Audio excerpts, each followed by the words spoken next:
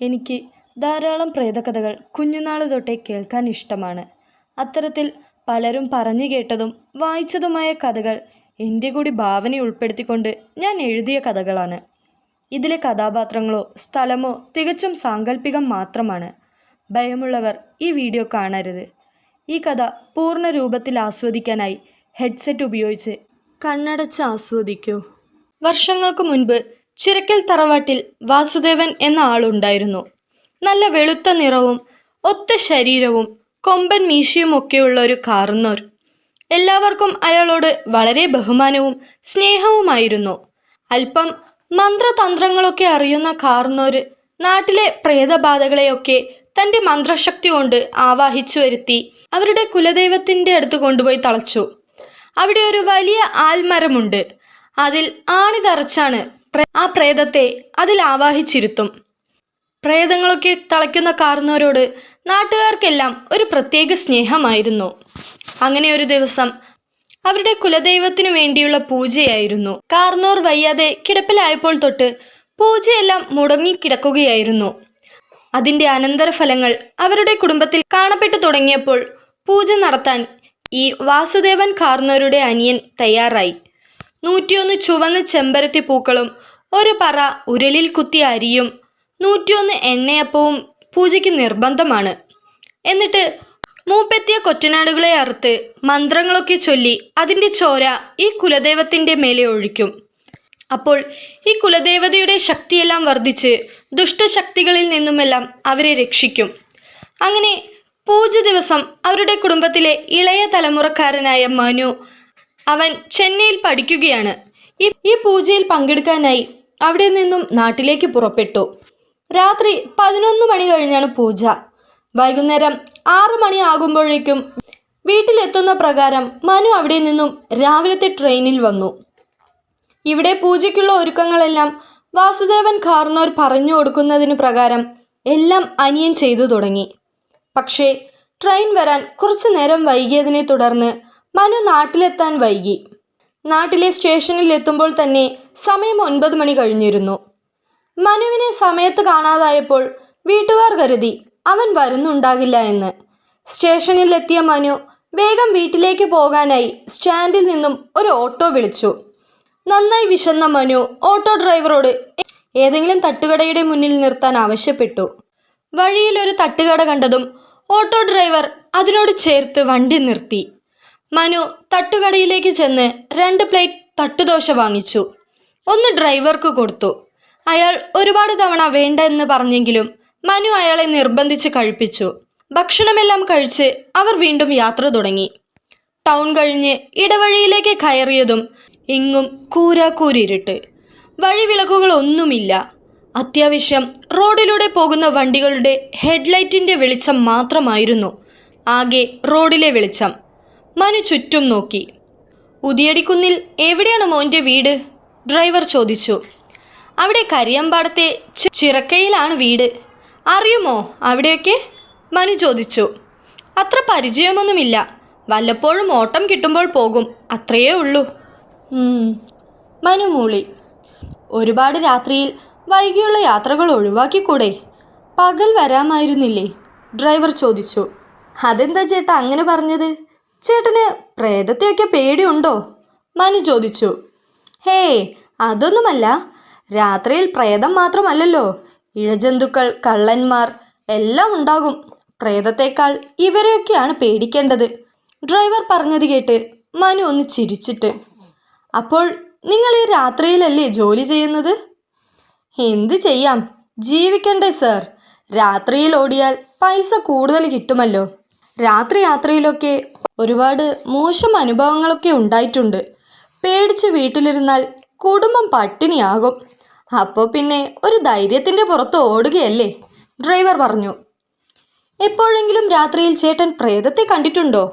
മനു കൗതുകത്തോടെ ചോദിച്ചു. നേരിട്ട് പ്രേതത്തെ കണ്ടിട്ടൊന്നുമില്ല. പക്ഷേ ചില അസ്വാഭാവികത നിറഞ്ഞ സംഭവങ്ങളൊക്കെ ഉണ്ടായിട്ടുണ്ട്. പക്ഷേ അതൊക്കെ നമുക്ക് ധൈര്യമുണ്ടെങ്കിൽ മറികടക്കാവുന്നതേ ഉള്ളൂ. നമ്മുടെ മനസ്സ് കൈവിട്ടാൽ പിന്നെ വഴിയിലൊരു വാഴക്കൈ അനങ്ങിയാൽ പോലും പ്രേതമാണെന്ന് തോന്നും, ഡ്രൈവർ ഒരു ചിരിയോടെ പറഞ്ഞു. വഴിയിൽ ഇരുട്ട് മാത്രം. ആളുകളുടെ രാത്രി സഞ്ചാരമെല്ലാം കഴിഞ്ഞിരിക്കുന്നു. വീടുകളിൽ നിന്നും വെളിച്ചവും അണഞ്ഞു. മൂകത തളം കെട്ടി നിൽക്കുന്ന ഇരുൾ വഴികളിൽ നിന്നും നായ്ക്കളുടെ ഓളിയിടൽ ശക്തമായി തുടർന്നു. ഇടയ്ക്ക് മനു വാച്ചിലേക്ക് നോക്കി. സമയം 10 മണിയായിരിക്കുന്നു. സ്ഥലം എത്താറായപ്പോൾ എവിടെയാണ് ഇറങ്ങേണ്ടതെന്ന് ഡ്രൈവർ ചോദിച്ചു. എന്നെ അതാ ആ വളവ് കഴിഞ്ഞുള്ള റേഷൻ കടയുടെ മുന്നിൽ ഇറക്കിയാൽ മതി. മനു പറഞ്ഞത് പ്രകാരം ഡ്രൈവർ റേഷൻ കടയുടെ മുന്നിൽ വണ്ടി നിർത്തി. എവിടെയാ വീട്? ഡ്രൈവർ ചോദിച്ചു. ഇതിൻ്റെ പിന്നിലുള്ള പാടവരമ്പിലൂടെ പോകണം, മനു പറഞ്ഞു. ഈ ഇരുട്ടത്ത് തനിച്ചോ? ടോർച്ച് വല്ലതും കയ്യിലുണ്ടോ? ആ, ടോർച്ചൊക്കെ ഉണ്ട്. ഒരുപാട് ദൂരമൊന്നുമില്ല, അടുത്ത് തന്നെയാണ്. സൂക്ഷിച്ചു പോകണേ. പാടത്ത് വെള്ളമുള്ളതല്ലേ, തവളയും നിറയെ ഉള്ളതുകൊണ്ട് പാമ്പുകളും ഉണ്ടാവും. ശരി ചേട്ടാ, ഞാൻ സൂക്ഷിച്ചു പോയിക്കോളാം എന്ന് പറഞ്ഞ് ബാഗിൽ നിന്നും ടോർച്ചെടുത്ത് മനു വീട്ടിലേക്ക് നടന്നു. കുഞ്ഞുനാൾ മുതൽക്കേ വീട്ടിൽ പ്രേതകഥകളും മുത്തശ്ശൻ തളച്ച യക്ഷിക്കഥകളും കേട്ട് വളർന്നിട്ടുള്ളത് എങ്കിലും മനുവിന് പ്രേതത്തിൽ അന്ധമായൊരു വിശ്വാസമൊന്നുമില്ലായിരുന്നു. പിന്നെ അഥവാ ഉണ്ടെങ്കിൽ തന്നെ കഴുത്തിൽ മുത്തശ്ശൻ കെട്ടിക്കൊടുത്ത രക്ഷാമാല ഏതാപത്തിൽ നിന്നും അവനെ രക്ഷപ്പെടുത്തുമെന്ന ആത്മവിശ്വാസവും മനുവിനുണ്ടായിരുന്നു. മനു ഇരുട്ടിലെ തടസ്സങ്ങളെല്ലാം മാറ്റി നടന്നു തുടങ്ങി. പാടത്തു നിന്നും തവളയുടെയും ചീവീടുകളുടെയും നീർച്ചാലുകളിൽ വെള്ളമൊഴുകുന്ന ശബ്ദവും നിലവിളികൾ ചെവിയിൽ അലയ്ക്കാൻ തുടങ്ങി. കറുത്തവാവായതിനാൽ ഒരു നിലാവ് പോലും ഇല്ലായിരുന്നു. കരിമ്പനകളുടെ പട്ടകൾ കാറ്റിൽ ആടിയുലയുമ്പോൾ ഉണ്ടാകുന്ന പ്രകമ്പനം കേട്ട് മനുവിൻ്റെ മനസ്സിൻ്റെ അടിത്തട്ടിൽ ചെറിയൊരു ഭയം തോന്നാൻ തുടങ്ങി. എത്ര ധൈര്യം പുറമേക്ക് കാണിച്ചാലും ഉള്ളിൻ്റെ ഉള്ളിൽ കേട്ടുമറന്ന പ്രേതകഥകളെല്ലാം മനുവിന് ഓർമ്മ വന്നു. മനസ്സൊന്നു പതറി, നെറ്റിത്തടം വിയർത്തു. മനുവിൻ്റെ നടത്തത്തിൻ്റെ വേഗത കൂടി. എത്രയും പെട്ടെന്ന് വീടെത്താനുള്ള ധൃതിയായി. മനു ടോർച്ച് ചുറ്റിനുമൊന്ന് അടിച്ചു നോക്കി. നെൽകൃഷി ചെയ്യാത്തൊരു പാടത്ത് ചെറിയൊരു കുടിൽ കണ്ടു. ഇതുവരെ അങ്ങനെയൊരു കുടിലില്ലായിരുന്നല്ലോ എന്ന് മനു ഓർത്തു. ചിലപ്പോൾ താറാവുകാരുടെ ടെൻ്റ് ആയിരിക്കും എന്ന് വിചാരിച്ചപ്പോൾ മനുവിനൊരു ആശ്വാസം തോന്നി. ആ കുടിലിനടുത്തേക്ക് മനു വേഗം നടന്നു. കുടിലിലേക്ക് നടക്കുന്ന ധൃതിയിൽ മനു വരമ്പിലേക്ക് ശ്രദ്ധിച്ചില്ല. പെട്ടെന്ന് മനു എന്തിലോ ചവിട്ടിയതും മനു ഒന്ന് ഞെട്ടിക്കൊണ്ട് പിന്നിലേക്ക് ആഞ്ഞു. പേടിയോടെ മനു ടോർച്ച് താഴേക്ക് ചൂണ്ടി. സൂക്ഷിച്ചു നോക്കിയപ്പോഴാണ് മനുവിന് ആശ്വാസമായത്. ഒരു ചെറിയ ബാർബി ഡോൾ ആയിരുന്നു അത്. നീല കണ്ണുകളും ചുവന്ന ഉടുപ്പുള്ള ആ പാവയോട് മനുവിന് ഒരു കൗതുകം തോന്നി. മനു ആ പാവയെടുത്തു നോക്കി. ആ പാവയുടെ കണ്ണുകൾക്ക് വളരെയധികം ആകർഷകമുണ്ടായിരുന്നു. നല്ല ഭംഗിയുള്ള പാവ. ഇതെങ്ങനെ ഇവിടെ വന്നു എന്ന് മനു ചിന്തിച്ചു. ആ പാവയെ ഉപേക്ഷിക്കാൻ മനുവിന് തോന്നിയില്ല. മനു ആ പാവയുമായി മുന്നോട്ട് നടന്നു. പാടത്തു കണ്ട കുടിലിൽ എത്തിയപ്പോൾ ഇവിടെ ആരെങ്കിലും ഉണ്ടോ? മനു ആ കുടിലിലേക്ക് നോക്കി ചോദിച്ചു. പക്ഷേ അകത്തു നിന്നും ആരും വിളി കേട്ടില്ല. പിന്നെയും മനു ചോദിക്കാൻ ഒരുങ്ങിയതും ഇത് എൻ്റെ പാവയാ. പിന്നിൽ നിന്നും ശബ്ദം കേട്ട് മനു തിരിഞ്ഞു നോക്കി. വെള്ള ഷിമ്മിയിട്ട് മുടി വിരിച്ചിട്ട് ഒരു ചെറിയ പെൺകുട്ടി ആ പാവയിലേക്ക് നോക്കി നിൽക്കുന്നു. മോളുടെ വീടാണോ ഇത്? ആ കുട്ടി തലയാട്ടി. ഇത് മോളുടെ പാവയാണോ? ആ കുട്ടി വീണ്ടും തലയാട്ടി. മോളെന്താ ഇരുട്ടിൽ വീട് ഒറ്റയ്ക്ക് നിൽക്കുന്നത്? അച്ഛനും അമ്മയും എവിടെ? മനു ചോദിച്ചു. എൻ്റെ പാവത്താ.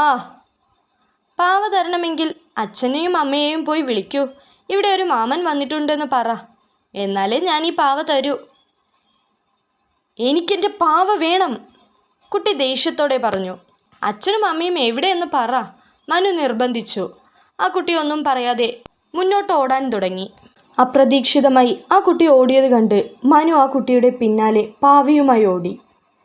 മോളെ, ഒന്ന് നിൽക്ക്. ഇരുട്ടിൽ നീ എങ്ങോട്ടാ പോകുന്നത്? നിൽക്ക് എന്ന് നിലവിളിച്ചുകൊണ്ട് ടോർച്ചിൻ്റെ വെളിച്ചത്തിൽ മനുവും പിന്നാലെ ഓടി. ഇതിൻ്റെ അച്ഛനും അമ്മയും എവിടെയാണാവോ? കൊച്ചിനെങ്ങനെ ഇരുട്ടത്ത് വിട്ടിട്ട് എന്ന് ഓടുന്നതിനിടയിൽ ദേഷ്യത്തോടെ മനു പറഞ്ഞു. ടോർച്ചിൻ്റെ വെളിച്ചത്തിൽ കുട്ടി ഓടുന്നത് മനു ശ്രദ്ധിച്ചു. ഓടുന്തോറും ആ കുട്ടി വലുതായി വരുന്നുണ്ടായിരുന്നു. ആദ്യം തനിക്ക് തോന്നിയതായിരുന്നു എന്നാണ് മനു വിചാരിച്ചത്. പക്ഷേ മനു വിചാരിച്ചത് ശരിയായിരുന്നു. ഓരോ ചുവടിലും ആ കുട്ടി വലുതായി വന്നുകൊണ്ടിരുന്നു. മനുവിന് വല്ലാതെ ഭയം തോന്നി. കരിമ്പനിയുടെ ചുവട്ടിലെത്തിയതും ആ കുട്ടി ഓട്ടം നിർത്തി. അവിടെ നിന്നും മനു പേടിച്ചു വിറച്ചുകൊണ്ട് അതിനെ നോക്കി. മുടിയിഴകൾ മുട്ടോളം അഴിഞ്ഞു കിടക്കുന്നു. ചോരയൊലിക്കുന്ന ചുവന്ന കണ്ണുകൾ. ആ കണ്ണുകളിൽ നിന്നും ഇടയ്ക്ക് ഒരു പ്രകാശം വരുന്നുണ്ട്. പുറത്തേക്ക് നിൽക്കുന്ന കോമ്പല്ലുകളിലൂടെ ചോര ഒഴുകുന്നു. ആ രൂപത്തിന് മൂക്കുണ്ടായിരുന്നില്ല.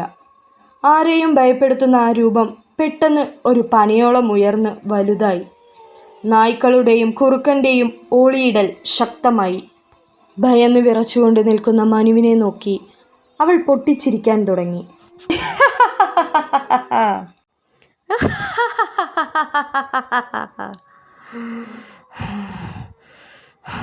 അവളുടെ അട്ടഹാസത്തിൻ്റെ ശക്തിയിൽ കരിമ്പനകൾ ആടിയുലഞ്ഞു. പേടിച്ചു വിറച്ച് മനു നിലവിളിക്കാൻ ശ്രമിക്കുന്നുണ്ടെങ്കിലും മനുവിന് ശബ്ദം പുറത്തോട്ട് വന്നില്ല. തിരിഞ്ഞോടാൻ ശ്രമിച്ച മനുവിൻ്റെ കയ്യിൽ നിന്നും ടോർച്ച് തെറിച്ചു വീണു. ഇരുട്ടിൽ തപ്പിയും തടഞ്ഞും മനു ഓടാൻ തുടങ്ങി. പിന്നാലെ ആ രൂപം അവനെ പിന്തുടർന്നു വന്നു. മനു തിരിഞ്ഞു നോക്കി. ആ രൂപത്തിൻ്റെ കണ്ണിൽ നിന്നും വരുന്ന പ്രകാശത്തിൻ്റെ വെളിച്ചത്തിൽ ആ രൂപം തൻ്റെ പിന്നാലെ തന്നെ ഉണ്ടെന്ന് അവൻ കണ്ടു. പെട്ടെന്നാണ് മനുവിൻ്റെ നേരെ ആ രൂപത്തിൻ്റെ കൈകൾ നീണ്ടു വന്നത്. ആ കൈകൾ അവൻ്റെ അടുത്തേക്ക് വന്നതും ഒരു വലിയ നിലവിളിയോടെ മനു ബോധം കെട്ട് താഴേക്ക് വീണു. അതേസമയം മനുവിനെ രാത്രി ഒരുപാടായിട്ടും കാണാതായപ്പോൾ മനു വരുന്നില്ലായിരിക്കും, എന്തെങ്കിലും മുടക്കം സംഭവിച്ചിരിക്കാം എന്ന് കരുതി വീട്ടുകാർ പൂജ ചെയ്യാൻ തുടങ്ങി.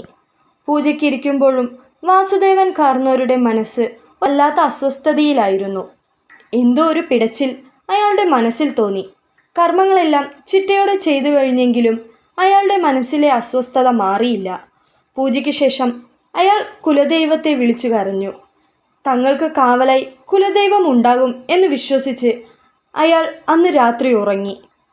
പിറ്റേന്ന് നേരം പുലർന്നതും ആളുകളെല്ലാം പാടത്തേക്ക് ഭയത്തോടെ ഓടിപ്പോകുന്നു. അതിൽ ചിലർ വാസുദേവൻ കാർന്നോരുടെ അടുത്തേക്ക് ചെന്ന് കിതച്ചുകൊണ്ട് പാടത്തൊരു പയ്യൻ കിടക്കുന്നുണ്ട് എന്ന് പറഞ്ഞതും അവിടെ നിന്നും വാസുദേവൻ്റെ അനിയനും കൂട്ടരും അവരോടൊപ്പം പാടത്തേക്ക് ചെന്നു. അപ്പോഴേക്കും അവിടെ ആളുകൾ നിറഞ്ഞിരിക്കുന്നു. ആരാണെന്നും എന്താ സംഭവിച്ചതെന്നും അറിയാൻ എല്ലാവരും ആകുലതയോടെ നിന്നു. വാസുദേവൻ കാർന്നോരുടെ അനിയൻ കമിഴ്ന്നു കിടക്കുന്ന ആ പയ്യനെ മറിച്ചിട്ടതും അയാൾ ഒന്ന് ഞെട്ടി. മോനെ മനു എന്ന് വിളിച്ച് അയാൾ കരഞ്ഞു തുടങ്ങി. മനു ആണെന്ന് മനസ്സിലായതും ആളുകൾ പോയി വാസുദേവൻ കാർന്നോരെ കസേരയിലിരുത്തി അവിടേക്ക് എടുത്തുകൊണ്ടുവന്നു. അപ്പോഴേക്കും ആളുകൾ കുറച്ച് വെള്ളമെടുത്ത് മനുവിൻ്റെ മുഖത്തൊഴിച്ചു. ബോധം വന്ന മനു എണീറ്റ് 4 ഭാഗം പേടിയോടെ നോക്കി. അവൻ അപ്പോഴും നിലവിളിക്കാൻ ശ്രമിക്കുന്നുണ്ടെങ്കിലും അവൻ ഒന്നും പറയാൻ കഴിഞ്ഞില്ല. മനു ഭയന്ന് ഓടാൻ ശ്രമിച്ചപ്പോൾ ആളുകൾ തടഞ്ഞു പിടിച്ചു. അവൻ്റെ മുഖത്തെ ഭയവും അവൻ്റെ പരാക്രമവും കണ്ട് വാസുദേവൻ കണ്ണുകൾ അടച്ച് മന്ത്രങ്ങൾ ഉരുവിട്ടു. ഒരു നിമിഷം കഴിഞ്ഞ് കണ്ണുകൾ തുറന്നുകൊണ്ട് വാസുദേവൻ പറഞ്ഞു, ഇന്നലെ മനു ഇവിടെ വെച്ച് ബ്രഹ്മരക്ഷസിനെ കണ്ടിരിക്കുന്നു. വർഷങ്ങൾക്ക് മുൻപ് തളച്ച ബ്രഹ്മരക്ഷസ് എങ്ങനെയോ പ്രതികാര രൂപിണിയായി പുറത്തു വന്നിരിക്കുന്നു. ഇന്നലെ മനുവിനെ അത് ഉപദ്രവിക്കാൻ പിന്തുടർന്നെങ്കിലും അവൻ്റെ കഴുത്തിലെ ഈ രക്ഷയും ഇന്നലത്തെ പൂജയുടെ ഫലം കൊണ്ടാണ് അവൻ രക്ഷപ്പെട്ടത്. ഇനി സന്ധ്യ കഴിഞ്ഞ് യാത്രയെല്ലാം ഒഴിവാക്കുക. പരിചയമില്ലാത്തവരോട് ഒരു സംസാരത്തിനും പോകരുത്. പല രൂപത്തിലും വരാം, കരുതിയിരിക്കുക. വീട്ടിലേക്ക് വന്നാൽ എല്ലാവർക്കും ഒരു രക്ഷ തരാം, അത് കെട്ടുക. ബ്രഹ്മരക്ഷസിനെ തളയ്ക്കാൻ തനിക്കിനി വയ്യ എന്നും മറ്റാരെയെങ്കിലും അതിനുവേണ്ടി കണ്ടെത്താനും നാട്ടുകാരോട് കാർന്നോർ ആവശ്യപ്പെട്ടു. മനുവിനെ വീട്ടിലേക്ക് കൂട്ടിക്കൊണ്ടുപോകൂ എന്ന് വാസുദേവൻ പറഞ്ഞു. മനു അപ്പോഴും ചുറ്റിനും പേടിയോടെ നോക്കി നിലവിളിക്കാൻ ശ്രമിക്കുന്നുണ്ട്. അവൻ്റെ കണ്ണിൽ മുഴുവൻ ഇന്നലെ രാത്രിയിലെ കാഴ്ചകളായിരുന്നു. ആ രൂപം അവൻ്റെ മനസ്സിൽ നിന്നും പോയിട്ടില്ല.